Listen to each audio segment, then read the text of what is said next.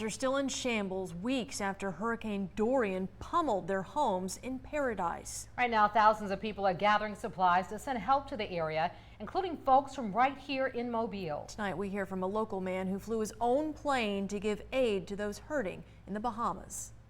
He didn't even catch their names, but didn't need to know this family needed a ride out of Marsh Harbor. Dorian decimated their home. They were overweight, and so I said, we can't take either one of you all, or the bags have to stay.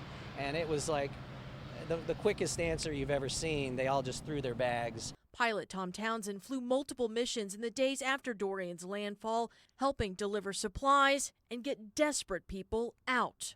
That family was, after 5 days after the storm passed, they were still living in 12 inches of water in their house. So you can imagine trying to have a normal existence. None of us could live in that. In 5 missions, he brought as much food and water as his plane could carry. And they said stuffed Cheerios in the nooks and crannies because they're lighter weight. Townsend was just one of 400 volunteer pilots coordinated through Aerobridge, which assists in times of catastrophe by getting immediate response to disaster zones. Aerobridge says more than 500,000 pounds of supplies were delivered and more than 300 people rescued from the Bahamas by these volunteers like Tom. It's one of the great things when you can make a difference. Townsend says he plans to return to the Bahamas to help in recovery efforts there. And to learn how you can help in these volunteer pilots' mission, head to our website, mynbc15.com. Right now, Pritchard City Councilman Lorenzo Martin and several Mardi Gras associations are working to deliver supplies to the Bahamas.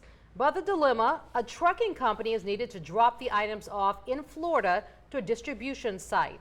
Martin is making a plea to the public. Right now, we're making a plea to the community, anybody that has transportation enough. In the past, we've done this before and we filled 2 truckloads, so we hope we can do the same again. If you would like to assist in transporting the items to Florida at the drop-off location, you can find contact information for Councilman Martin on our website. Tonight's supplies are now headed to the Bahamas from the port city. Food, water, first aid kits, and other necessities were being collected by the Port of Mobile's maritime community for the past few days. More than 19 tons of items had been given from people all over the city. The Mediterranean Shipping Company loaded the containers today and said they should make it to the Bahamas by Tuesday.